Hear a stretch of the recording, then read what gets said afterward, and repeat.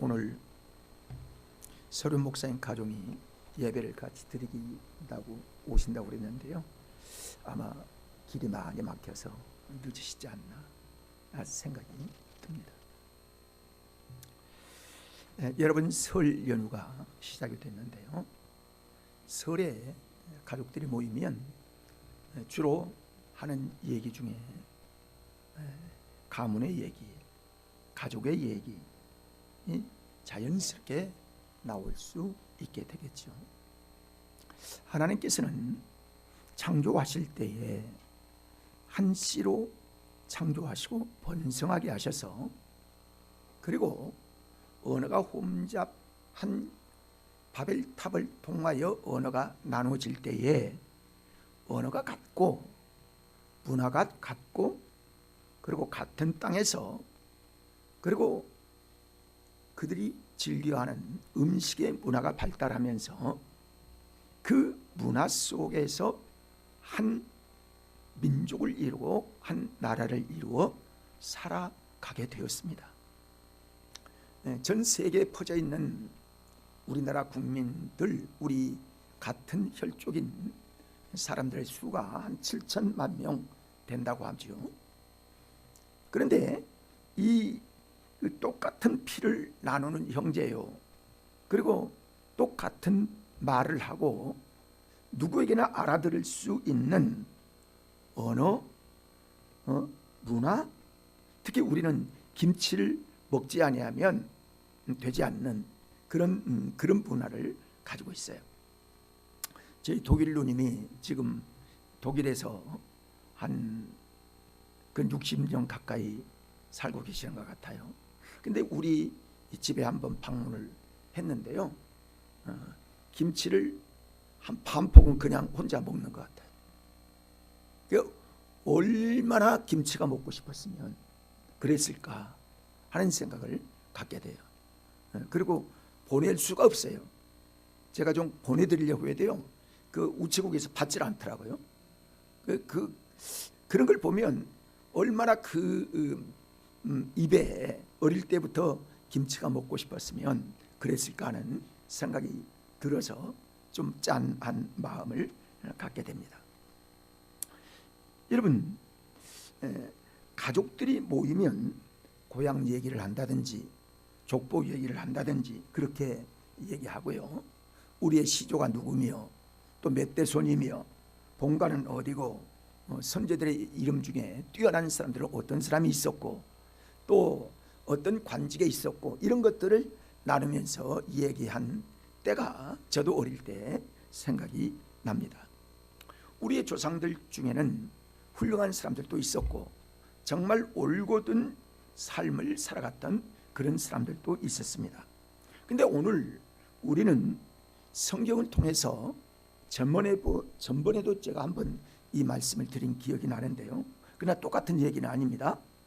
레갑의 아들 요나답의 후손들이 조상의 신앙을 어떻게 이어받았는지에 대한 말씀을 우리가 살펴보면서 설을 지나는 우리에게 어떤 가문을 일으키고 어떤 가족을 만들어야 되겠는가, 또 우리의 열조의 믿음의 사람들은 어떻게 이걸 그렇게 지켰을까, 믿음은 무엇인가, 믿음의 전통이라는 것이 어떤 세상적인 관점으로 보는 전통을 얘기하는가, 아니면 우리 그리스도인들의 믿음의 전통을 얘기하는가를 우리가 말씀 속에서 깨달으며 함께 우리 모든 가정들이 아름다운 하나님을 믿으며 예수 그리스도의 가문들이 되어지는 은혜가 임하게 되어지기를 축복합니다.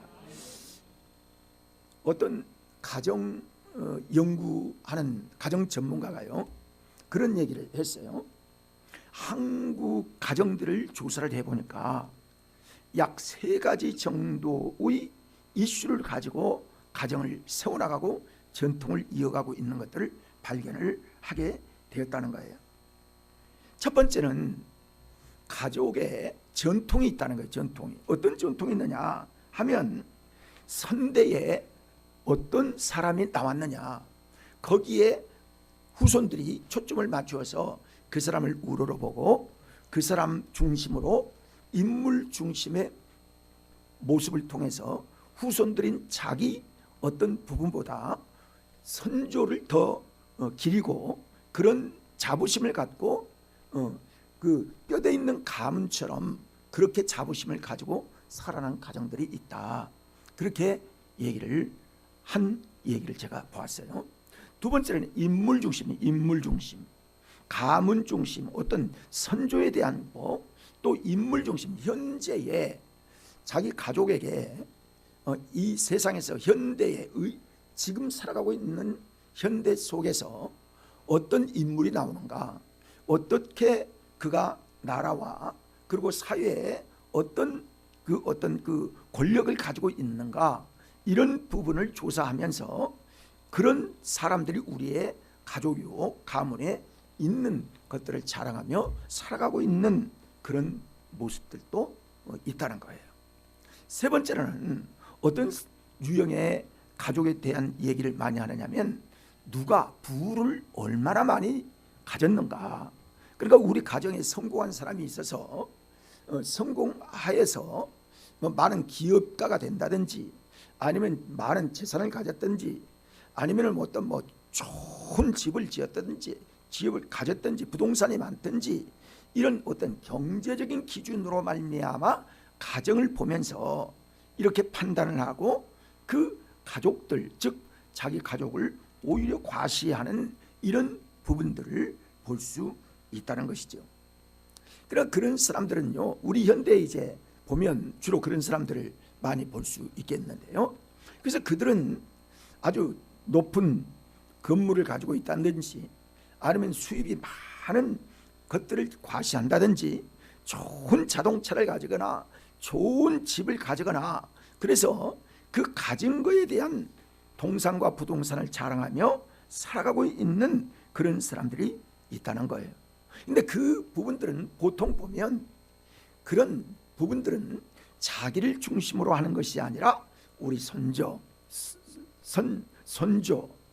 그리고 전통이 있는 그런 가문, 어떤 권력을 가진 가문을 자랑하며 살아가고 있고 자기에게는 실제로 자신은 그런 영향력이 없지만은 그런 것들을 전통으로 해서 살아가고 있다는 거예요.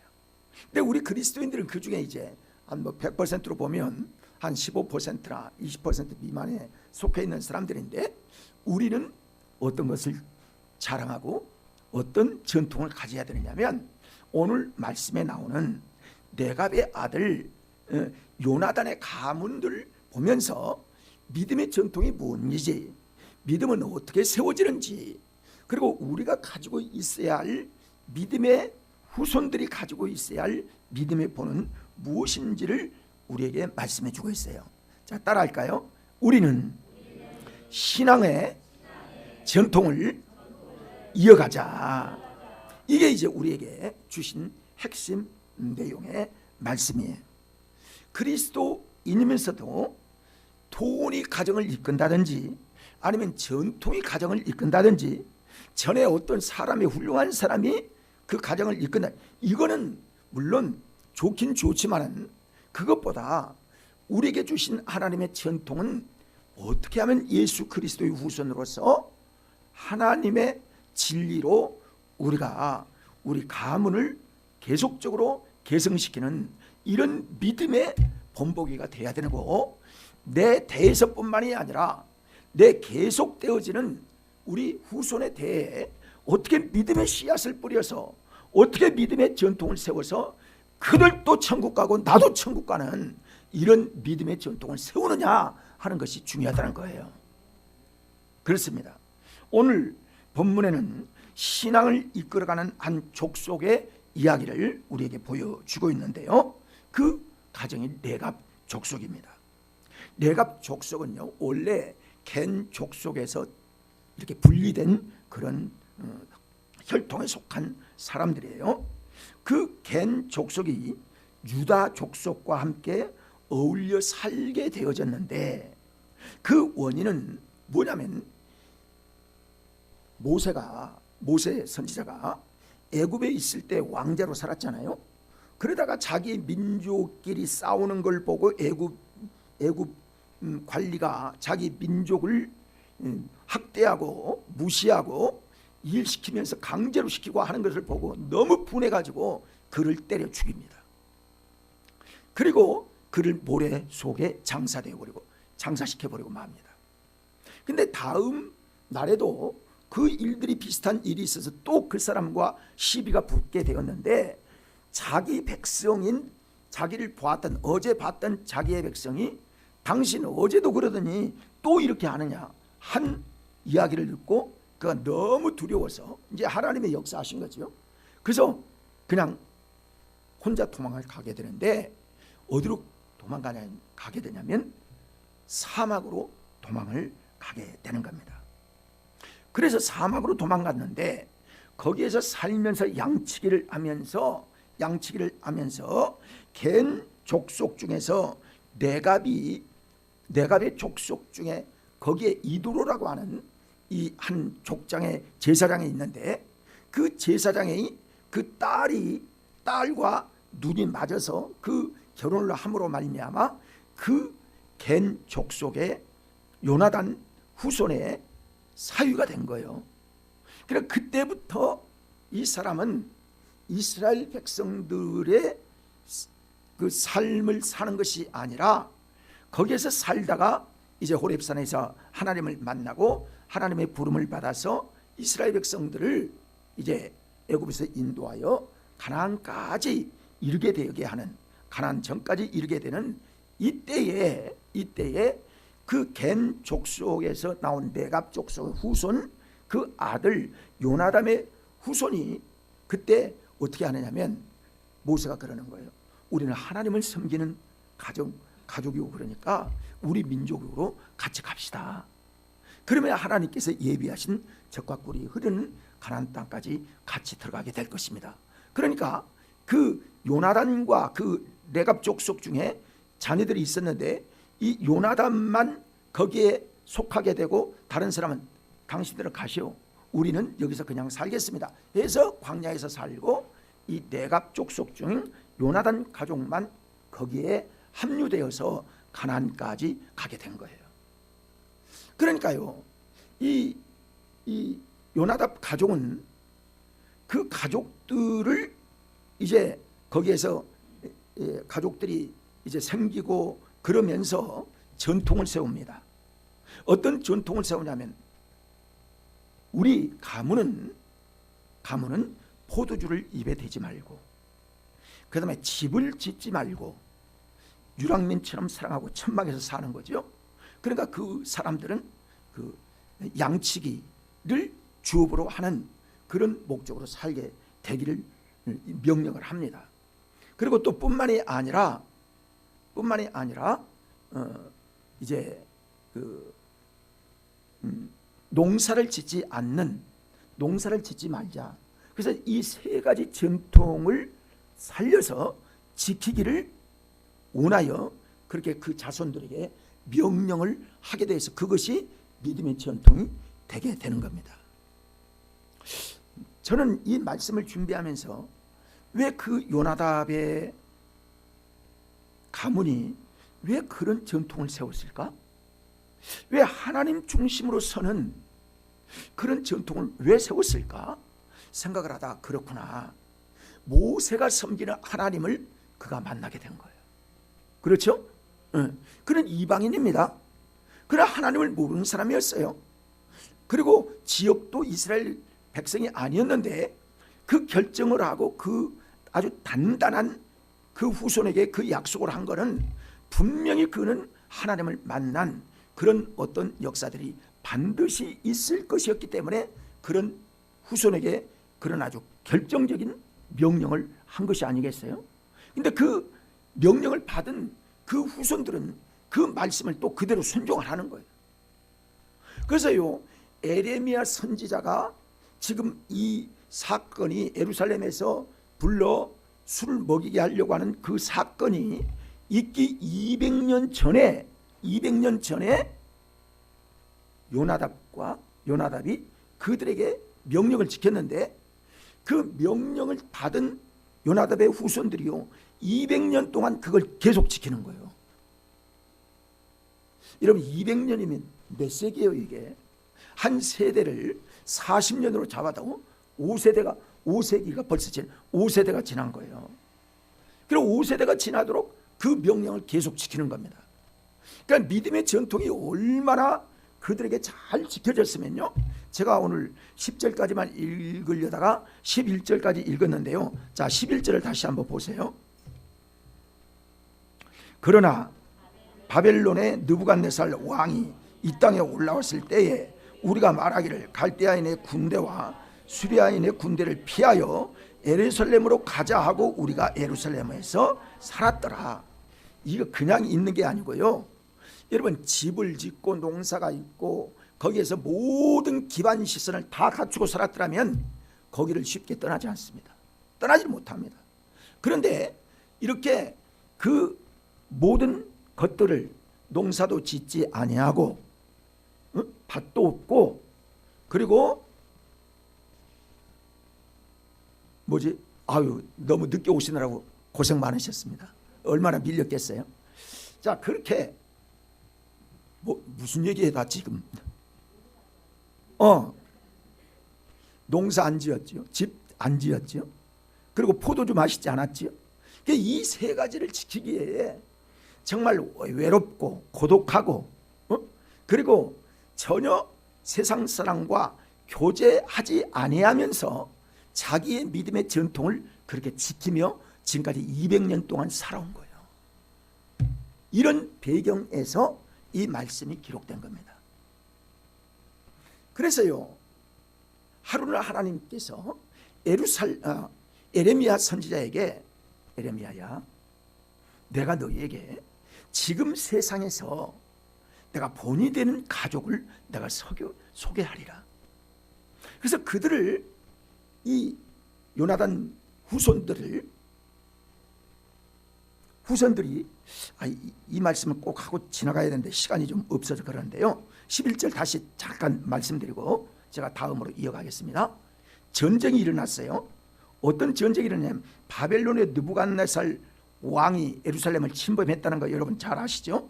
근데 그 땅에 올라올 때에 가나안 땅에 올라올 때에 이들은 피하여 그 가족 모두가 예루살렘으로 올라온 겁니다.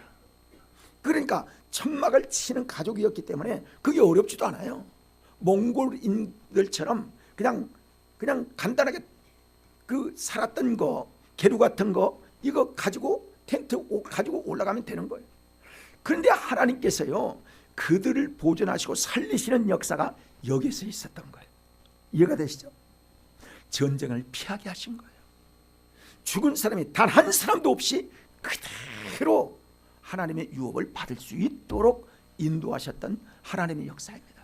자, 따라할까요? 믿음은 지키는 것이다. 그러는 거예요. 200년을 믿음을 지킨 그들이 전쟁이 그렇게 바벨론의 포로가 되어서 잡혀갔고 아수르의 침범이 있어도 이거 전쟁에 한 번도 사람이 상하지 않았어요. 이게 무엇 때문일까요? 하나님의 전통을 지키는 것이요, 하나님의 신앙의 전통을 지키는 것이 이렇게 소중하다는 사실을 우리에게 그대로 시사해주고 있어요. 그대로 보여주고 있어요. 그래서 에레미야에게 예루살렘 성전의 큰 방에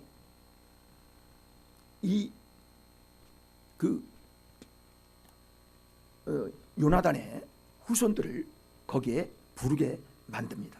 그래서 그들이 다 왔어요. 거기에서 이제 성전의 큰 방에 이렇게 둘러앉았어요. 그들은 생각할 때 왜 불렀을까 생각을 했을 거예요. 근데 에레미야가 이미 큰 독에다가 우리로 보면 항아리 같은 것이죠. 거기에 포도주를 가득 넣고 그리고 잔을 준비하여 잔을 쭉 나누면서 여러분 지금 특별한 좋은 포도주니까 한 잔씩 마시세요. 이렇게 얘기한 거예요. 그러니까요, 이 요나단의 후손들이 한 사람도 그 잔을 손을 대지 않는 거예요. 그러면서 실제로는 지금 이루어지고 하나님의 성령은 에레미야에게 지금 응답을 하시는 겁니다. 보아라, 마음속으로 보는 거죠. 여러분, 우리가 얘기를 하는 중에서도 성령의 역사하시는 걸 우리가 스스로 느끼는데요. 그렇게 얘기하는 거예요. 하나님이 말씀을 보아라.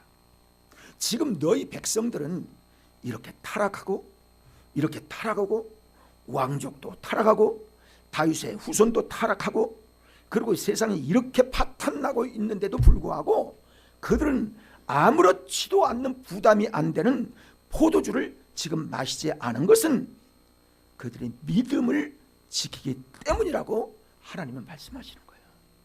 자, 따라합시다. 하나님은 중심을 보신다. 그러는 거예요. 예레미야가 깜짝 놀랐을 겁니다. 그렇구나. 믿음의 전통이 이런 것이구나. 여러분, 믿음 보이지는 않습니다. 하나님도 본 사람이 없어요. 그러나 하나님은 살아서 지금도 역사하시고 우리의 삶에, 우리의 가정에, 우리 나라에, 우리의 모든 인생 속에 지금도 개입하고 역사하시고 우리를 진리길로 인도하고 계시는 줄 믿습니다. 그렇습니다.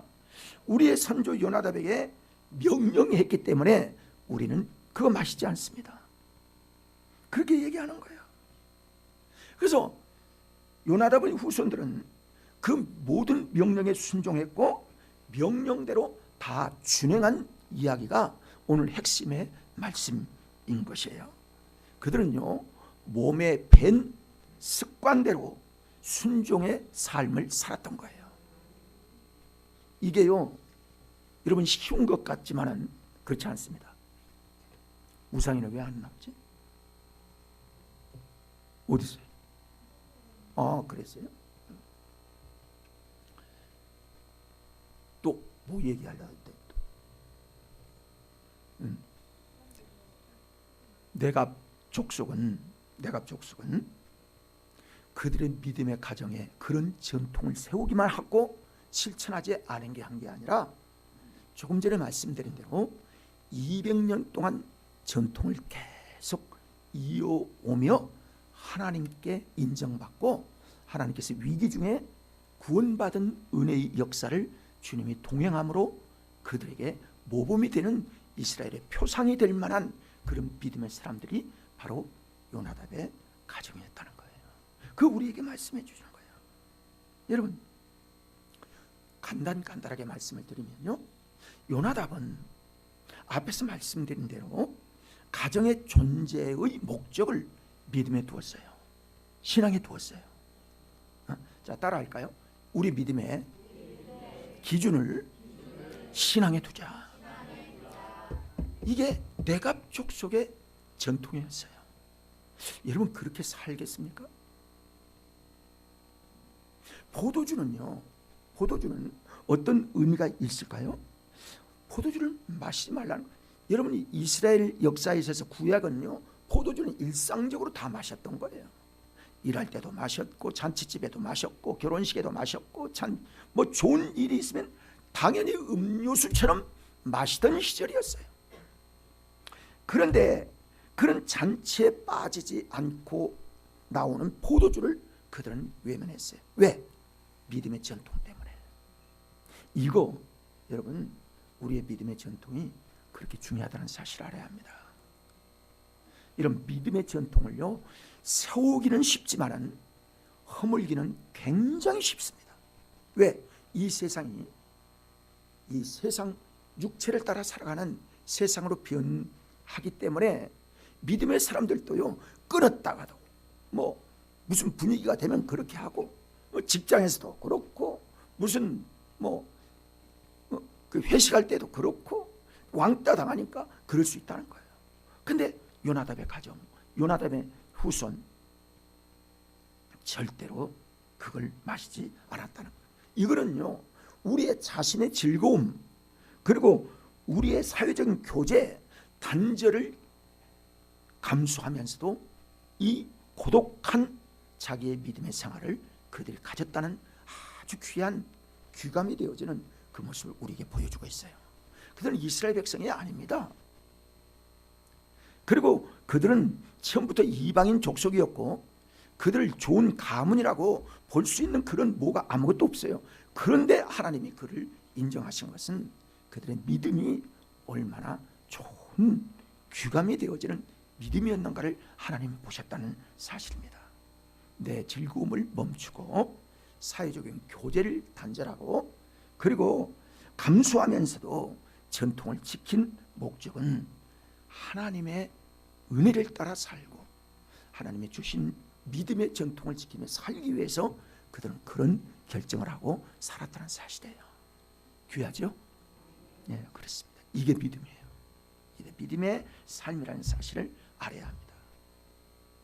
성경은요, 잠언서 23장의 말씀을 보면요, 독주에 대한 하나님의 염려, 하나님의 경고, 이런 부분이요, 독주에 대한 말씀, 술을 왜 마시지 말아야 되느냐에 대한 부분들을 잠언서에서 우리에게 잘 기록하고 있습니다.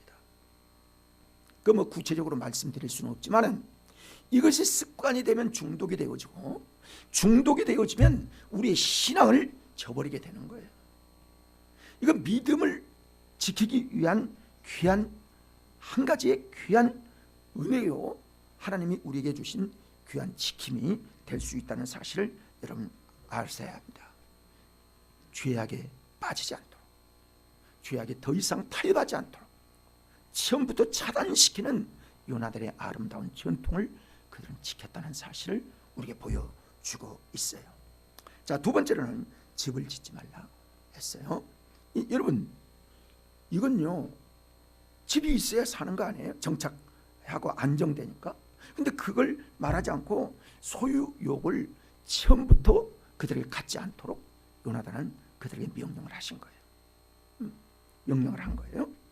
사람들은 일반적으로 더 큰 집, 더 좋은 집, 인테리어를 뭐 수천만 원 들여서 한다든지, 뭐 하면 새로 짓는다든지, 좋은 집들을 보면 굉장히 좋은 집들이 많이 있지요. 근데 그거 별로 관심을 기울이지 않았다는 것은 그들은 하늘 소망을 바라보며 하나님께서 아브라함처럼 그가 천막에 살았던 같은 그런 어떤 기준을 가지고 그들에게 명령을 했고 그들은 그 유산을 지키며 살았던 아름다운 후손이 되었던 것들을 알게 되어집니다. 그래서요, 소유로 인하여 하나님을 배반하는 일이 없도록 미리 그 기준을 세워서 요나단은 그 후손들에게 집을 소유하지 말기를 하나님 원하시고 계셨어요. 여러분, 또 세 번째로 농사를 짓지 말라 말씀하신 거, 농작물 재배하지 말고 너희는 양을 치는 자들이 되어라. 근데요, 아까 제가 그 11절에서 말씀드리기를 덜 드렸는데요, 그래서 그들은 양만 쳤어요. 그래서 예루살렘 가까이서 양을 쳤어요. 근데 애굽의 바벨론의 그 왕들이나 이런 사람들이나 또 이스라엘 백성들에게 있어서요, 권력자들은 양을 치는 사람들을 천대했습니다.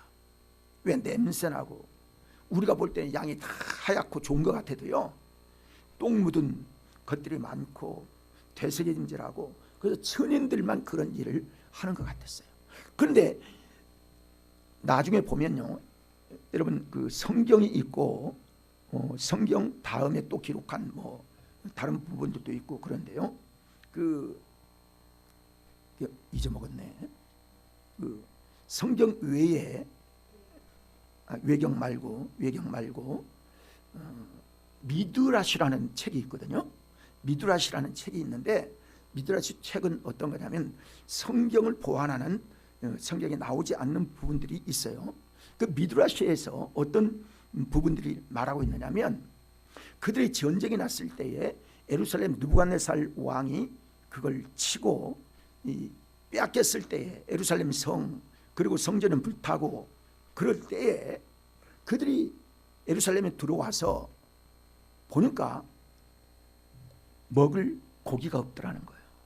그러니까 그걸 수소문해서 보니까 이 요나단의 가문이 가까이에서 양을 치고 있는 것들을 알게 되어서 그 양들을 이렇게 궁전에서 사서 그걸 고기를 대체하는 그런 일들이 그 미드라시에 그대로 나와 있는 것들을 제가 보았습니다. 여러분 그렇습니다. 하나님은, 자 따라할까요? 하나님은 합력하여 선을 누리게 하신다. 그렇습니다. 우리가 정말 진리 가운데 서기를 원하고 하나님은 우리에게 내가 바라지 아니한 부분이 있을지라도 하나님은 우리의 사정을 아세요. 그래서 때를 따라 역사하세요.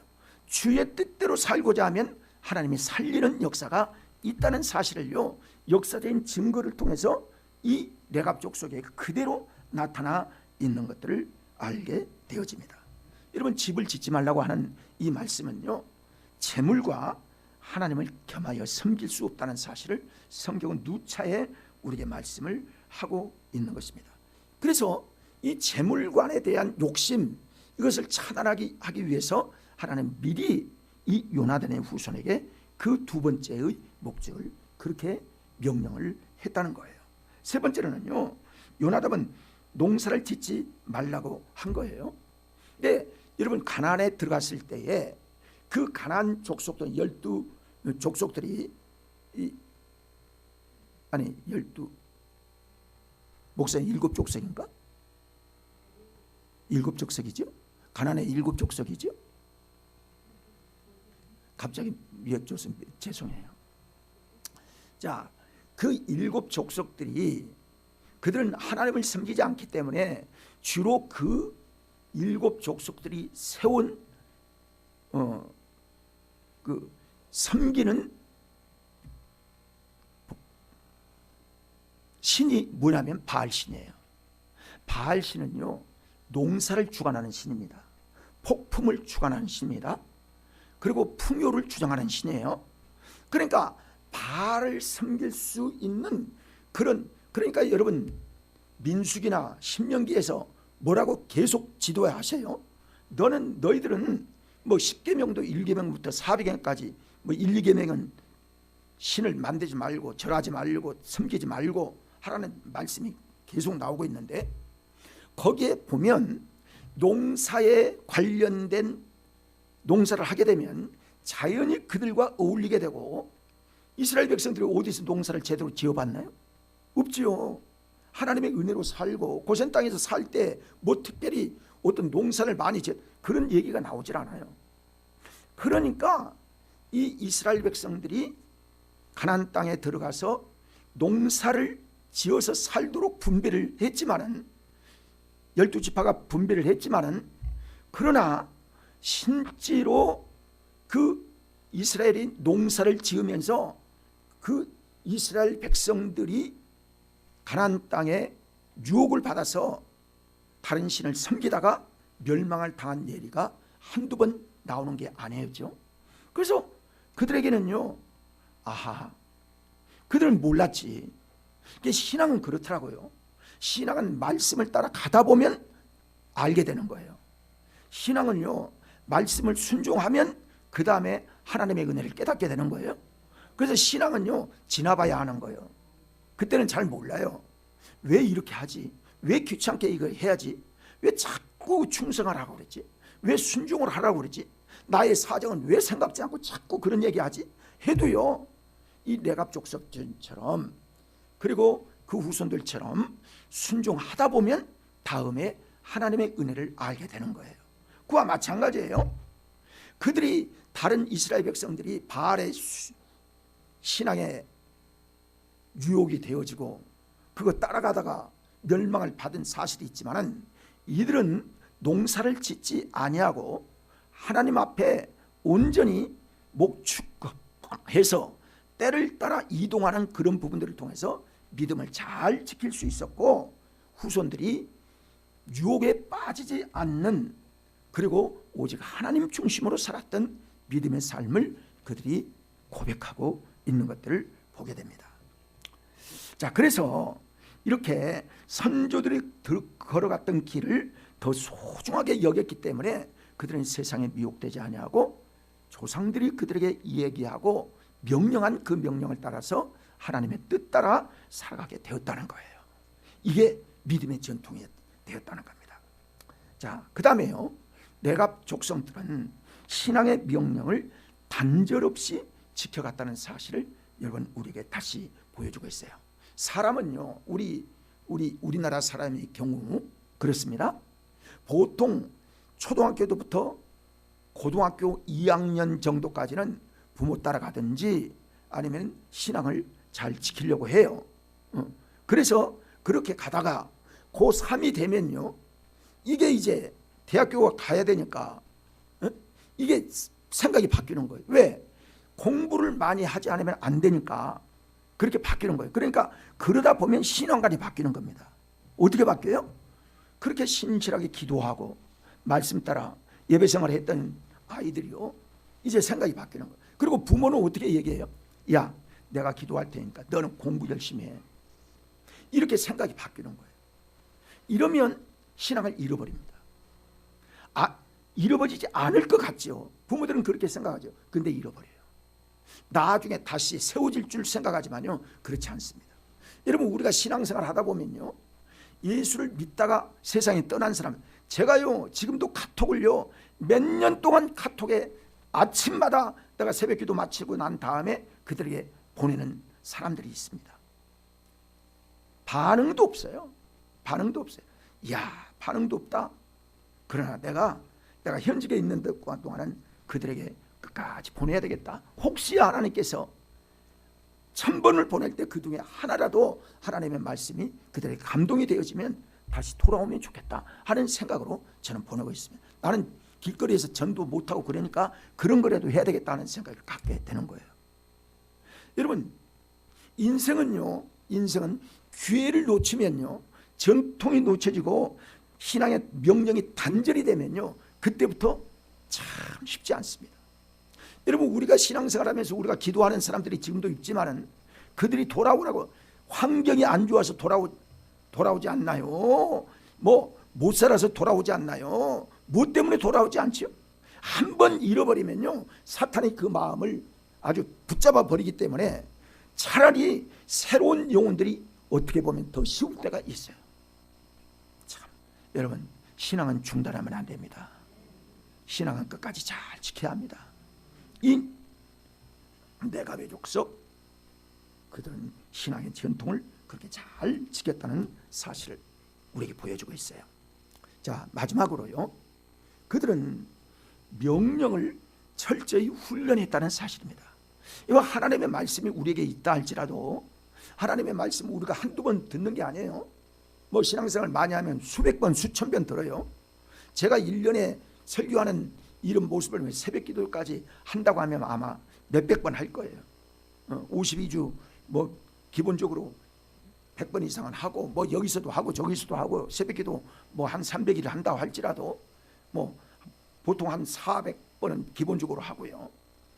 그렇게 한다 할지라도 명령에 대한 철저한 훈련을 하지 않고서는 우리가 신앙을 지키기가 어렵습니다. 근데 이들은 200년 동안 그 말씀을 지킨 거예요. 우리도요, 말씀 따라 살아야 합니다. 순종해야 삽니다. 여러분, 명령을 지켜야 합니다. 이게 우리의 믿음의 현실이에요. 믿음의 증거인 거예요, 그것이.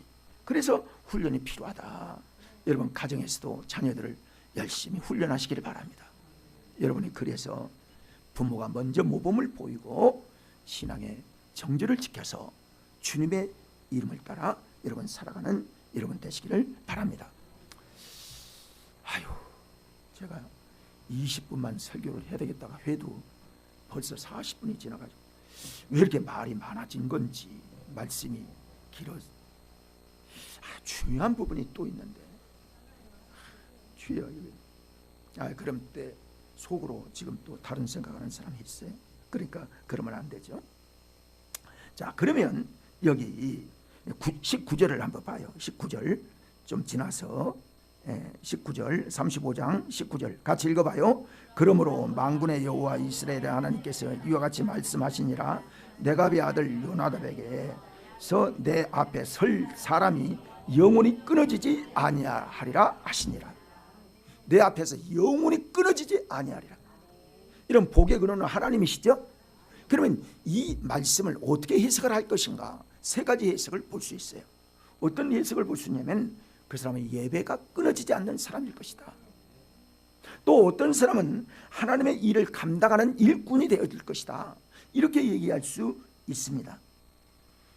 그런데 그 중에도 우리에게 신앙인이라면 하나님의 은총을 받는, 어떻든지 어떻게 신앙을 지키든지 일꾼으로 쓰임받든지 하나님의 은혜가 그대에게 임하는 사람이라면 우리는 하나님의 은총을 입은 사람이 아니겠어요?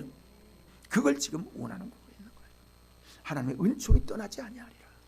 하나님의 은혜가 떠나가지 아니하리라. 이거 하나님 약속이에요. 그렇습니다. 믿음이 그렇게 우리에게 전통이 되어지고 중요한 것입니다. 그래서 우리의 가정은 신앙이 이끌어가는 가정으로 세워야 된다는 사실을 뇌갑 족속을 통해서, 요나단의 가문을 통해서 오늘 우리가 설을 맞은 우리 성도들의 가정 위에 이런 가정이 되기를 하나님은 말씀을 통해서 우리에게 권면하시고 가르치고 계시는 줄 믿습니다. 사랑하는 여러분, 설을 맞이하여 하나님께 가족이 만나면 함께 예배하고 전도의 교회가 되어서 정말 요나단의 가문 전통처럼 하나님께 영광을 돌리는 귀한 신앙의 가정 만들어가는 우리 모든 가정들이 되기를 축복합니다. 기도하겠습니다. 전능하신 나의 하나님, 주의 사랑 은혜 감사합니다. 복된 은혜의 귀한 말씀 우리도 순종해서 하나님의 나라 이루어갈 하고 하나님의 믿음의 전통이 이루어지는 성도들이, 가정들이 되게 하여 주옵소서. 예수 그리스도의 이름으로 기도 올려옵나이다. 아멘.